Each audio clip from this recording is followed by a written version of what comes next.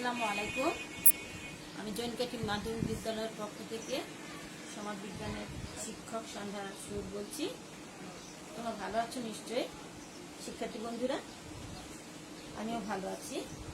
তো আজকে আমাদের পাঠ হচ্ছে অষ্টম শ্রেণীর বাংলা বিষয় গদ্য তৈলচিত্রের ভূত। মানিক বন্দ্যোপাধ্যায়ের তৈলচিত্রের ভূত নিয়ে আমরা আজকে আলোচনা করব। তো মূল পাঠের আলোচনার আগে আমরা চলে যাচ্ছি লেখক পরিচিতি একটি জেনে নিই। মানিক বন্দ্যোপাধ্যায় 18 দশকের কবি। আর আমি আগেই বলেছি যে ওই সময় কবিরা বা লেখকরা কি করতেন, অনেকেই ছদ্মনাম ব্যবহার করতেন সাহিত্যের অঙ্গনে। মানিক বন্দ্যোপাধ্যায় তাই করেছিলেন, হয়তোবা সবার জানা নেই।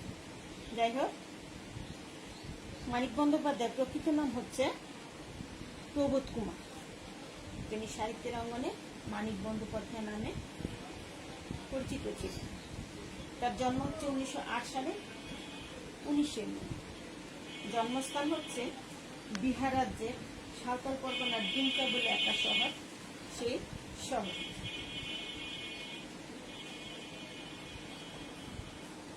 বর্তমানে বিহার রাজ্যটি ভারতে অবস্থিত। মানিক বন্দ্যোপাধ্যায়ের পিতার নাম ছিল হরিহর বন্দ্যোপাধ্যায়, মাতা ছিলেন নীরদা সুন্দরী। মানিক বন্দ্যোপাধ্যায়ের আর্থিক অবস্থা খুব একটা ভালো ছিল না, যার কারণে 1926 সালে এইচএসসি এবং 1928 সালে এইচএসসি পাশ করার পর বিএসসি পড়া অবস্থাতেই তার পড়াশোনা বন্ধ হয়ে যায়। তো তিনি বিজ্ঞানের ছাত্র হলেও তিনি মানুষের মনোবিশ্লেষণের দিকে তার ঝোঁক ছিল বেশি। পত্রিকায় তার লেখালেখির মাধ্যমেই তার সাহিত্য জগতে পদার্পণ। ছোট গল্প, উপন্যাস লিখে তিনি বেশ খ্যাতি অর্জন করেছিলেন। তার উল্লেখযোগ্য কিছু লেখা হচ্ছে হার নাচ জামাই, পুতুল নাচের ইতিকথা, সরীসৃপ, টিকটিকি, হলুদ পোড়া, বিভিন্ন। মানিক বন্দ্যোপাধ্যায় মাত্র 48 বছর বয়সে 1956 সালে ডিসেম্বরের 3 তারিখ কলকাতায় মৃত্যুবরণ করেন। এই হচ্ছে প্রবোধ কুমার কিংবা মানিক বন্দ্যোপাধ্যায়ের ছোটখাটো পরিচিতি। শিক্ষার্থী বন্ধুরা, একটু তোমরা পাঠ শিরোনামটি আজকে লিখে নাও।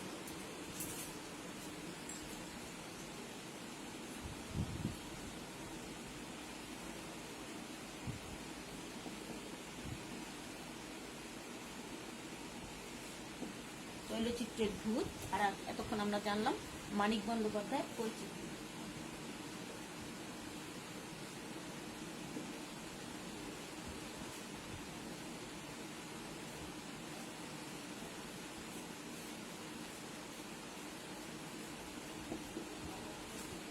ঠিক আছে বন্ধুরা, তো আমরা এখন মূল পাঠে চলে যাচ্ছি। তৈলচিত্রের ভূত মূলত একটা কিশোর উপযোগী গল্প। এটি প্রথমে 1941 সালে মৌচাক নামক একটা পত্রিকায় ছাপা হয়।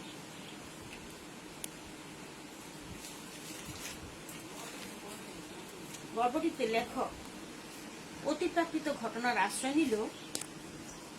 অতিপ্রাকৃত ঘটনার পাশাপাশি লেখক এই গল্পে বিজ্ঞান বুদ্ধির জয়যাত্রাটাকে ফুটিয়ে তুলতে চেষ্টা করেছেন। তিনি প্রমাণ করে দিয়েছেন যে আমাদের প্রচলিত সমাজে কতগুলো ভূত প্রেত নিয়ে কিছু কুসংস্কার যে আছে সেগুলো আমাদের কতটা ভিত্তিহীন।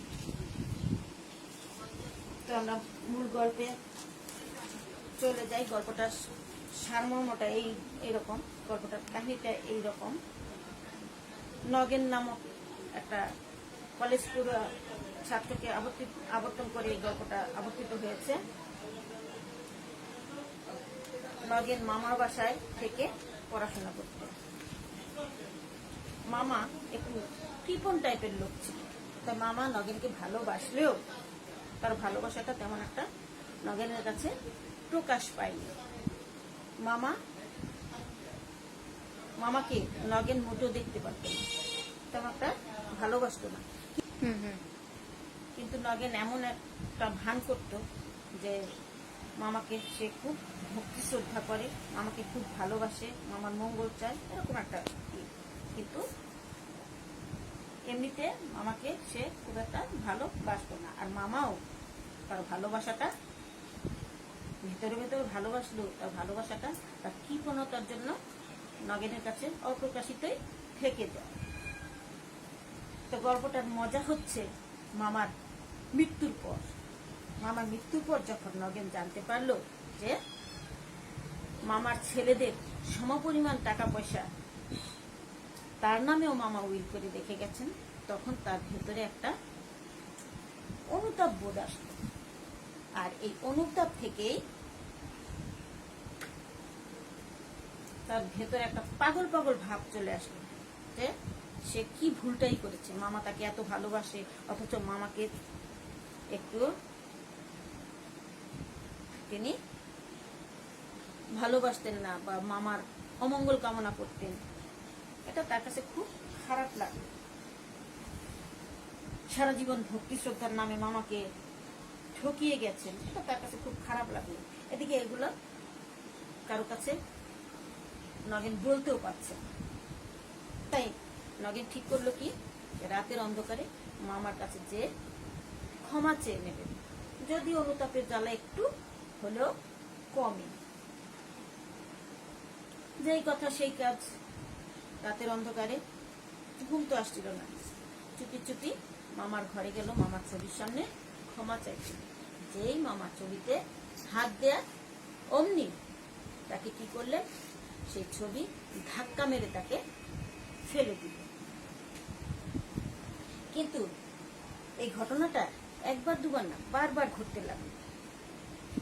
তার কাছে এটা মনে হলো যে জীবিত অবস্থায় মামাকে যে তিনি অশ্রদ্ধা করে গেছেন, মামার অমঙ্গল চেয়েছেন, তাই হয়তো মামা মৃত্যুর পরে, মানুষ অনেক কিছুই, আমাদের একটা বিশ্বাস আছে যে মৃত্যু হয়ে গেলে সে অনেক কিছুই জানতে পারে, তার আত্মাটা আমাদের চারপাশে ঘুরে বেড়ায়। তো নগেনের ঠিক সেই অবস্থা হতো, নগেনের প্রায় খাওয়া দাওয়া বন্ধ হয়ে যাওয়ার মতো অবস্থা। মামা বোধহয় বুঝতে পেরেছে, তাই আমাকে ধাক্কা মেরে ফেলে দিয়েছে। ভয় পাওয়ার আরো কারণ ছিল, ঘটনাটা রাতের অন্ধকারে ঘটত, কিন্তু দিনের বেলা বা অন্ধকারে বাতি হাতে করে গেলে তখন ঘটত না। তাই তার অবস্থা খুবই শোচনীয়। চিন্তা চিন্তা তার নাওয়া খাওয়া প্রায় হারাম হওয়ার জোগাড়। তো কি করলে, অবশেষে কোনো কিছু ভেবে না পেয়ে তার পরিচিত ডাক্তার কাকা ছিল, পরাশয় ডাক্তার, সেই পরাশয় ডাক্তারের কাছে গিয়ে সবিস্তারে বর্ণনা করল যে এই এই ঘটনা। তখন সেই পরাশয় ডাক্তার কি করলেন, পরীক্ষা নিরীক্ষা করলেন, সেই ছবিটাকে পরীক্ষা নিরীক্ষা করে বের করলেন যে সেই ছবির ফ্রেমটা যে ছিল সেটা রূপা দিয়ে বাঁধানো ছিল, এবং সেই ফ্রেমের মধ্যে তার মামাতো ভাই বিজ্ঞানের ছাত্র ছিল, সেই মামাতো ভাই ফ্রেমের মধ্যে বৈদ্যুতিক সংযোগ দিয়ে দেওয়ার কারণে ঘটনাটা ঘটছে। আসলে এটা কোনো ভূত প্রেত বা অতলোক কিছুই নয়। পরাশয় ডাক্তার এটা বের করে ফেললেন। তো গল্পটাতে আসলে লেখক এটাই বোঝাতে চেয়েছেন যে আমাদের প্রচলিত সমাজে আমরা সবসময় বলে থাকি, একটা কথা আছে না যে মনের ভাগে খায়, বোনের ভাগে খায় না, হয়তোবা তোমরা সবাই শুনে থাকবে। তো এই গল্পটার ক্ষেত্রে ঠিক তদ্রুপ ঘটেছিল। তার মন ছিল, নগেনের মন ছিল দুর্বল, কারণ সে মামা যখন জীবিত ছিল তখন মামাকে সে মূল্যায়ন করেনি। যখন মামা মারা গেল এবং দেখতে পেল যে মামা আসলে তাকে ভালোবাসত, তাকে মূল্যায়ন করতো না এই ভেবে যে মামা হয়তো তাকে ভালোবাসে না, আসলে মামা তাকে ভালোবাসে, সেটা সে বুঝতে পারলো মামার মৃত্যুর পর। যখন দেখতে পেল যে তার নিজের ছেলের সমপরিমাণ অর্থ বা সহায় সম্পদ তার নামেও লিখে রেখে গেছে, তখন তার ভুল ভাঙল। এবং তখন থেকেই সে মনোকষ্টে ভুগছিল যে মামা জীবিত অবস্থায় তার সাথে খারাপ ব্যবহার করে বা মনে মনে তাকে অশ্রদ্ধা করে আমি কি ভুলটাই না করেছি।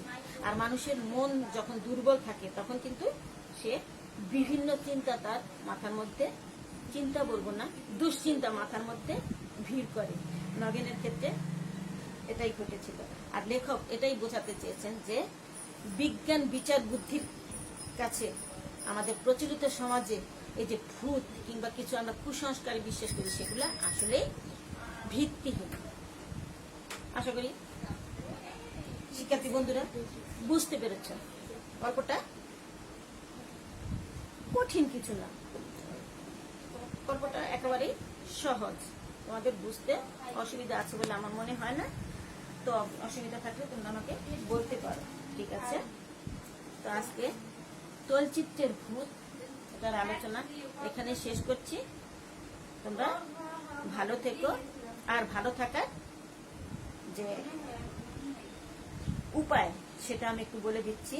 বর্তমানে আমাদের পরিস্থিতি খুবই সংকট। কিসের জন্য? করোনার জন্য। হ্যাঁ, তো তোমরা বাইরে বের হলে অবশ্যই মাস্ক ব্যবহার করবে।